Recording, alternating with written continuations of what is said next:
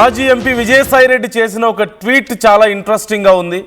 పరోక్షంగా వైసీపీ అధినేత జగన్ను ఆయన టార్గెట్ చేశారు ఆ ట్వీట్ ద్వారా అంటున్నారు. నికోలస్ మదురోతో జగన్ను పోల్చుతూ విజయసాయి ఈ ట్వీట్ చేశారు అంటున్నారు. అమ్ముడు పోయిన కోటరీల మధ్య బందీలుగా ఉన్న ఓ ప్రజా నాయకులారా ఆలోచించుకోండి అంటూ అందులో రాసుకొచ్చారు. భవిష్యత్తులో మీకేం జరగబోతుందో ఇప్పటికైనా గుర్తించండి. వెనిజులాలో ఎంతో ప్రజాదరణ ఉన్న army, navy, air force, intelligence చుట్టూ ఉన్న మదురోను అతని భార్యను అమెరికా ఎత్తుకుపోయింది. ఎందుకంటే ఆయన చుట్టూ ఉన్న వాళ్ళంతా అమ్ముడుపోయారు. గతంలోనే జగన్ కోటరీపై ఇది ఆయన రాసుకొచ్చిన ట్వీట్. అయితే గతంలోనే జగన్ చుట్టూ ఒక కోటరీ ఉందని ఆ కోటరీకి సంబంధించి విజయసాయి విమర్శలు చేశారు. తనను జగన్కు దూరం చేసిన కోటరీని టార్గెట్గా చేసి విజయసాయి మరొకసారి ట్వీట్ చేశారు అంటూ చాలామంది అభిప్రాయాలు వ్యక్తం చేస్తున్నారు. ఈ ట్వీట్ చూస్తే మీకేమనిపిస్తుంది? జగన్ని ఉద్దేశించి ఆయన ట్వీట్ చేశారా? జగన్ని నికోలస్ మదురోతో పోల్చారా? అండ్ అలాగే జగన్ చుట్టూ నికోలస్ మదురో చుట్టూ ఉన్నట్లుగానే ఒక అమ్ముడుపోయిన కోటరీ ఉందా అనేది ఇక్కడ ప్రశ్నలు కొన్ని వస్తున్నాయి. మీకు కూడా అలాగే అనిపిస్తుందా? Try to comment your opinion. So ఇప్పుడు ఎందుకు చేశారని చూడాలి మనం. విజయసాయిరెడ్డి ఉద్దేశం ఏంటి? జగన్కి జాగ్రత్త చెప్పడమా, లేకపోతే ఆయన్ను జగన్కి దూరం చేశారు అని గతంలో చెప్పినటువంటి ఆ కోటరీ మీద ఆయనకున్నటువంటి ఆ కోపాన్ని ప్రదర్శించడమా, లేకపోతే అతి త్వరలో ఇంకేదో జరగబోతుందని ఆయన ప్రిడిక్ట్ చేస్తున్నారా? ఎలా అర్థం చేసుకోవాలి మనం? ఎస్ మనోజ్, బేసిక్ గా ఈ విజయసాయిరెడ్డి చేసిన ట్వీట్ లో చాలా కీలకమైన అంశాలు ఉన్నాయి. చాలా లోతుగా ఈ అంశాలని మనం అర్థం చేసుకోవాలి. ఎందుకంటే ఇటీవల కాలంలో నిన్ననే విజయసాయిరెడ్డికి ఈడీ నుంచి నోటీసులు వచ్చాయి. ఏమని లిక్కర్ స్కామ్ లో ఈడీ నుంచి నోటీసులు వచ్చి 22వ తారీఖున ఈడీ ముందు హాజరు కావాలి అని నిన్నే వచ్చిన పరిస్థితి మనం చూసాం. సో వచ్చిన తర్వాత ఈరోజు విజయసాయిరెడ్డి పెట్టిన పోస్ట్ ఏవైతే ఉందో, అమ్ముడుపోయిన కోటరీల మధ్య బందీలుగా ఉన్న ఓ ప్రజానాయకులారా ఆలోచించుకోండి, భవిష్యత్తులో ఇక్కడ మీకు ఏం జరగబోతుందో ఇప్పటికైనా గుర్తించండి. వెనుజులాలో ఏదైతే మదురోతో ఎంత భారీ ప్రజాదరణ పొందిన నాయకుడైనా ఆయన ఏ విధంగా అరెస్ట్ అయ్యాడో, ఏ విధంగా జైల్లో ఉన్నాడో, ఈ పెద్ద ఎయిర్ ఫోర్సు, ఇంటెలిజెన్స్, నేవీ, తర్వాత ఇన్ని ఉన్నప్పటికీ కూడా మిసైల్స్, యుద్ధ విమానాలు, భారీ సైన్యం ఉన్నప్పటికీ కూడా ఏ విధంగా అతను అమెరికా కబంధ హస్తాల్లోకి వెళ్ళాడో ఆ దిశగానే రేపు మీకు కూడా ఉంటుంది. ఈ కోటరీల్ని నమ్మొద్దు అని విజయసాయిరెడ్డి చెప్తున్నారు. అంటే రేపు ఇతను ఈడీ దగ్గర పెద్ద బాంబు పెల్చబోతున్నాడా అనేది చాలా స్పష్టంగా అర్థమవుతుంది. విజయసాయిరెడ్డి ఈడీ దగ్గర ఏం జరిగిందనే అంశాలు అన్నీ కూడా విత్ ఎవిడెన్స్ ఏమన్నా పెట్టబోతున్నాడా మద్యం లిక్కర్కి సంబంధించిన వ్యవహారంలో, అది జగన్కి చుట్టుకోపోతుందా, లేదు జగన్ చుట్టూ ఉన్న కోటరీలకి చుట్టుకోపోతుందా అనేది కొంత చాలా ఇంట్రెస్ట్ సబ్జెక్ట్ అయితే ఉంది. దీని మీద కామెంట్స్ కూడా బేసిక్ గా చాలా మంది ఈ విజయసాయిరెడ్డి కోటరీ మీద, విజయసాయిరెడ్డి చేసిన ట్వీట్ మీద మీరు కూడా ఒకప్పుడు కోటరీ నడిపి జగన్ గారిని ముంచిన వారే కదా అని కూడా కొన్ని కామెంట్స్ అయితే వస్తున్న పరిస్థితి. బట్ ఏదేమైనా ఒక హింట్ అయితే విజయసాయిరెడ్డి జగన్ అండ్ కోకి ఇచ్చాడు అనేది చాలా క్లియర్ గా అర్థమవుతున్న పరిస్థితి. బట్ 22 ఈడీకి విజయసాయిరెడ్డి వెళ్తున్నారు. ఈడీ దగ్గర ఏం మాట్లాడబోతున్నారు, ఆయన దగ్గర ఉన్న సమాచారం ఏంటి, అందులో మనోజ్ ముందే ముందే క్లియర్ గా వాళ్ళు ఒక మాట చెప్పారు. క్లియర్ గా అక్కడ ఎవరు సూత్రధారులు, ఎవరు పాత్రధారులు, నన్ను ఎవరు అడిగినా నేను చెప్పడానికి సిద్ధంగా ఉంటాను అనేది క్లియర్ గా ఆల్రెడీ మీడియా ముందు ఓపెన్ గా చెప్పిన సాయిరెడ్డి రేపు ఈడీకి వెళ్తున్నాడు. 22వ తారీఖు ఈడీకి అటెండ్ కావడానికి సిద్ధమవుతున్న నేపథ్యంలో ఈ ట్వీట్ ని చేయడం వెనకాల కూడా ఒక హింట్ అయితే ఇచ్చారు. అంటే మీరు కోటర్ని నమ్ముకొని ఎంత మోసపోయారో, ఎంత ఇబ్బందులు జరిగాయి అనే అంశం మీద ఆయన చాలా క్లియర్ గా చెప్పినట్టుగా అయితే మనకి అర్థమవుతుంది. కానీ ఇది కొంత సీరియస్ విషయంగానే కనపడుతుంది. ఈ వ్యవహారంలో ఎలా ముందుకి వెళ్ళబోతున్నారు, సాయిరెడ్డి ఏం చెప్పబోతున్నాడు, సాయిరెడ్డి చెప్పిన దాని తర్వాత ఎటువంటి పరిస్థితులు ఉంటాయి. కానీ ఈ వ్యవహారంలో క్లియర్ గా మనకు అర్థమవుతుంది జగన్ అండ్ కోటరీకి ఒక హింట్ అయితే ఆయన ఇచ్చారు. తద్వారా ఏం జరగబోతుంది అనే అంశాన్ని ముందుగానే మీకు చెప్తున్నాను. పెద్ద పెద్ద వెనుజులాకు సంబంధించిన వ్యవహారంలో అక్కడ అధ్యక్షుడు ఏ విధంగా అత్యంత ప్రజాదరణ కలిగిన వ్యక్తిని ఏ విధంగా ఒక బోన్లో తీసుకువెళ్లారో ఆ విధంగానే ఉండబోతుందని ఒక చిన్న హెచ్చరిక చేసినట్టుగైతే కనపడుతూ ఉంది. అంటే ఈ ట్వీట్ చేయడాన్ని మనం ఎలా అర్థం చేసుకోవాలంటారు? అంటే మీరు అన్నట్లుగా ఒకవేళ అతి త్వరలో ఏదో జరగబోతుంది అనేది ఆయన కొంత ముందే హింట్ ఇవ్వడం అనే కోణంలో చూడొచ్చు. At the same time Jagan మీద ప్రేమ ఇలా ఒక ట్వీట్ చేయడాన్ని జగన్ మీద ప్రేమతో చేశారంటారా? ఆయన మీద ఇంకా ఎఫెక్షన్ ఉందా, లేకపోతే జగన్ మీద ప్రేమనా జగన్ మీద ద్వేషమా అనే దానికంటే కూడా రాబోయే రోజులు కష్టకాలంలో ఉన్నాయి మీకు అనే ఒక హింట్ అయితే ఇచ్చే ప్రయత్నం అయితే చేశారనేది చాలా క్లియర్ గా మనకు అర్థమవుతుంది. బేసిక్ గా వెనుజులా అధ్యక్షుడిని పోలుస్తూ జగన్ విషయంలో లేదు, జగన్ క్వార్టరీ విషయంలో ఆయన ప్రత్యేకంగా మనం చూడొచ్చు. క్వార్టరీ అని చాలా విషయాలు మాట్లాడిన పరిస్థితి. ఇటువంటి క్వార్టరీ విషయంలో అంటే మీ క్వార్టరీలో ఇప్పటికే చాలా మంది అమ్ముడుపోయారు అనే విషయం కూడా. ఎందుకంటే వెనుజులా అధ్యక్షుడు మధురో ఏ విధంగా అరెస్ట్ అయ్యాడంటే అంత ఈజీ కాదు కదా. వాస్తవం ఈయన చెప్పింది కూడా వాస్తవం కదా. అంత నావీ లేకపోతే అంత బలగం, తర్వాత చుట్టుపక్కల పెద్ద ఎత్తున సెక్యూరిటీ ఇంత ఉన్నప్పుడు కూడా సింపుల్ గా ఏదో ఒక రాత్రి వచ్చి ఒక అధ్యక్షుడిని తీసుకుపోవడం.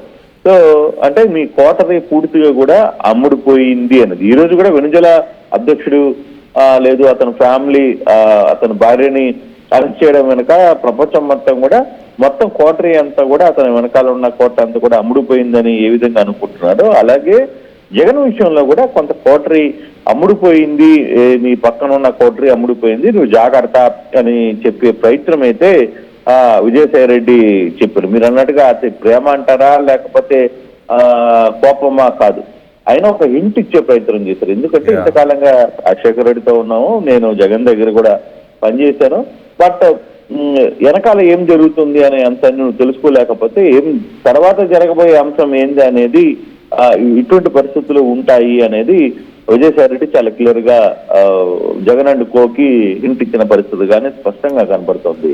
సో విజయసాయి రెడ్డి ఇప్పుడు విచారణకు హాజరవబోతున్నారు లిక్కర్ స్కామ్ కేసుకు సంబంధించి. ఇప్పుడు అంటే చాలా మనం ఇంత పెద్ద ప్రొసీజర్ చూసాం. లిక్కర్ స్కామ్ కేసు విచారణకు సంబంధించి చూసినటువంటి ప్రొసీజర్లో అధికారులు ఏదో తప్పుదో పట్టించే ప్రయత్నం చేస్తున్నారు, కావాలని చేస్తున్నారని చెప్పి వైసీపీ విమర్శించడం కానీ ఇప్పటి వరకు ఏమి ప్రూవ్ చేయలేకపోయారని చెప్పేసి చేస్తున్నటువంటి ప్రచారం కానీ చూస్తున్నాం. ఇప్పుడు ఆఫ్టర్ దిస్ హింట్, ఈ హింట్ తర్వాత రేపు విచారణ ఏదైనా కీలకమైనటువంటి టర్న్ తీసుకోబోతుందంటారా? విచారణకు సంబంధించి is there any fresh update Krishnamohan?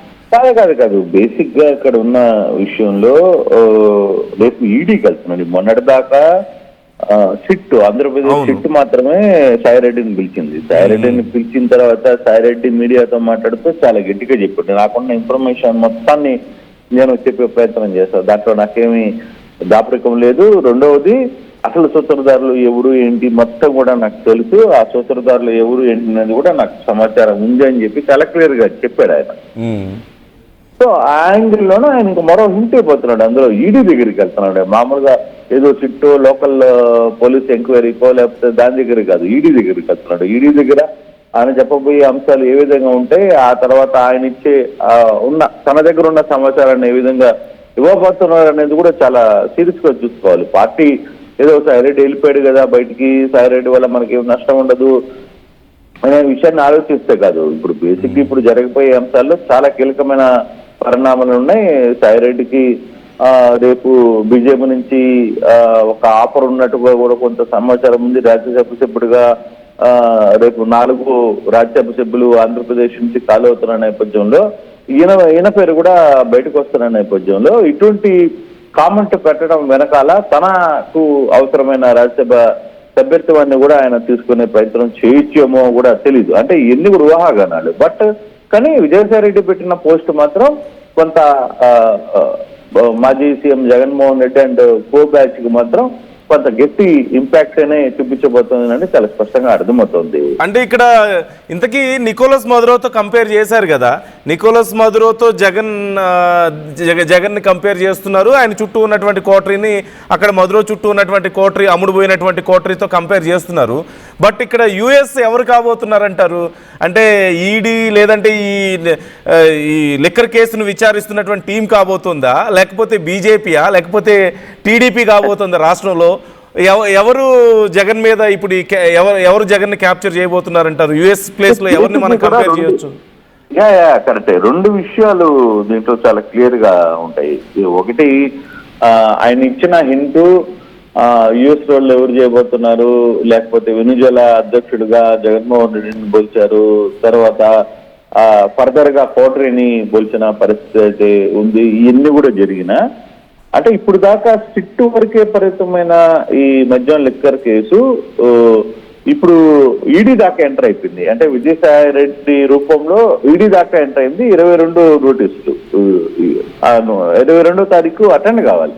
So అటువంటి నేపథ్యంలో సాయిరెడ్డి చెప్పబోయే చాలా కీలకమైన అంశాలు ఏ విధంగా రియాక్ట్ అవుతాయి, అంతకుముందు జరిగిన ట్రాన్సాక్షన్స్, లేకపోతే అప్పుడు బేసిక్ గా సాయిరెడ్డి చాలా కీలకంగా ఉన్నారనేది సిట్టు కూడా తన రిమాండ్ రిపోర్ట్ లో కూడా చాలా క్లియర్ గా చెప్పింది. సాయిరెడ్డి రోల్ ఏంటి అంటే ఓవరాల్ గా ఈయన ఎంతమందిని కూర్చోబెట్టుకుని మద్యం లిక్కర్ కేసు సంబంధించి వ్యవహారంలో మాట్లాడారు, లేకపోతే తన బంధువులకు సంబంధించిన వ్యవహారంలో ఏ విధంగా రియాక్ట్ అయ్యారు, ఇవన్నీ కూడా మాట్లాడిన సందర్భాలు ఉన్నాయి. కాబట్టి సో ఏ విధంగా ముందుకు వెళ్తారనేది చూడాలి. నందు బేసిక్ గా ఇప్పుడున్న పూర్తి ఇన్ఫర్మేషన్, లేకపోతే ఇవన్నీ కూడా తన దగ్గర ఎటువంటి ఇన్ఫర్మేషన్ ఉందో కూడా తెలీదు. కానీ అతను చాలా క్లియర్ గా చెప్పాడు, ఎటువంటి పరిస్థితులు అయినా సరే నాకు ఉన్న సమాచారం లేదు, నాకున్న అప్డేట్ ప్రతి ఒక్కటి కూడా పోలీసులకి లేదు అధికారులకి, విచారణ అధికారులు సిట్కి కావచ్చు లేకపోతే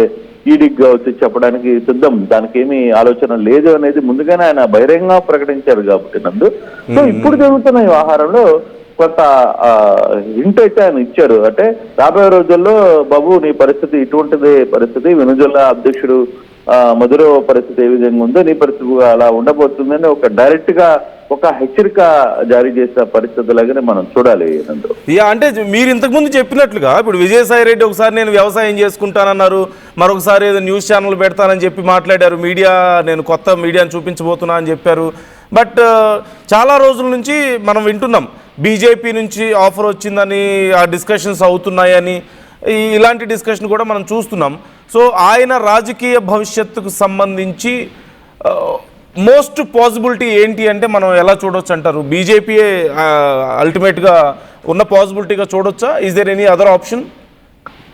అంటే బేసిక్ గా ఒక రాజకీయ నాయకులు పరిస్థితి, మనం ఇంతకాలంగా జరిగిన రాజకీయ నాయకులు ఏ విధంగా వ్యవహరిస్తారో మనం అంటే మన ఎక్స్పీరియన్స్ లో చాలా మందిని చూసాం. ఒకప్పుడు నా రక్తం పలానా వ్యక్తి అని చెప్పిన వీళ్ళు, లేదు ఇంకొకరు నేను జీవితం ఉన్నంత వరకు నాయకుడితోనే ఉంటాను, లేదు నేను చనిపోయినప్పుడు నా నెత్తిన వీళ్ళే రావాలి అని చెప్పిన ఇట్లాంటి నాయకులు చాలా మందిని మనం చూసాం.